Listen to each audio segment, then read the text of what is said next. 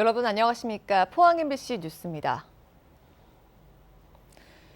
포항에서는 코로나19 확진자가 어제 3명이나 더 발생했는데 문제는 3명 기독병원과 연관된 확진자가 계속 나오고 있다는 데 있습니다.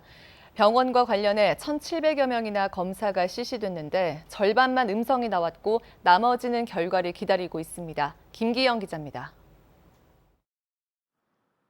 포항은 병원과 부산건강식품사업설명회 참석자 관련 감염이 숙지지 않고 있습니다. 지역 최대 병원 중 하나인 3명 기독병원과 관련된 확진자는 4명으로 늘었습니다. 포항시는 확진자가 나온 3명 기독병원 8층 전층을 10월 2일까지 코호트 격리할 예정이며 현재 병원 직원과 환자, 방문자 등 1,768명에 대한 검사가 진행 중입니다.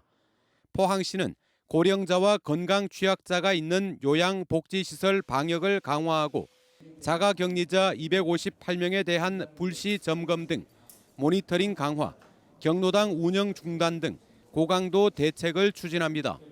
특히 추석 명절 친지 방문 자제와 의료 붕괴를 막기 위한 조치로 병원 면회를 금지합니다. 5개 종합병원이 있습니다.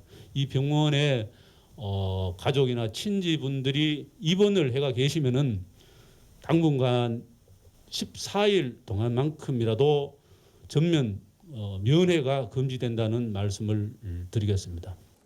이 같은 고강도 대책이 효과를 보려면 2, 3주 시간이 더 필요합니다.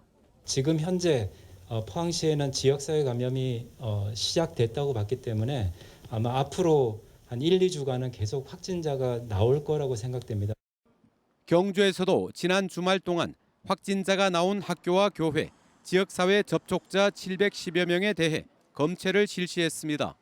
최근 4일 동안 11명의 확진자가 나왔으나 광범위한 검체 실시를 통해 무증상자를 찾아내면서 추가 감염은 진정세를 보이고 있습니다.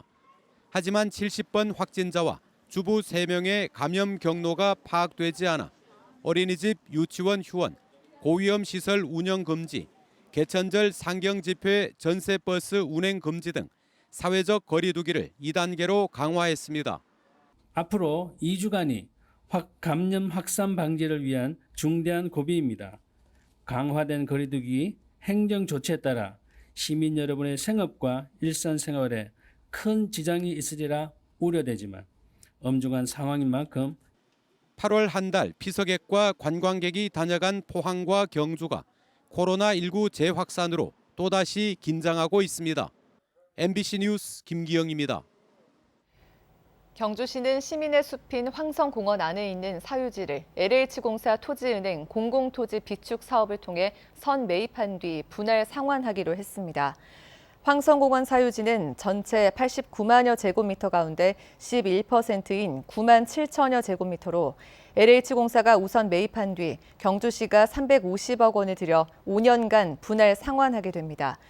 LH는 다음 달부터 2달간 보상 계획 열람 공고를 한 뒤 12월에 감정평가해 내년부터 오는 2023년까지 보상을 마칠 계획입니다.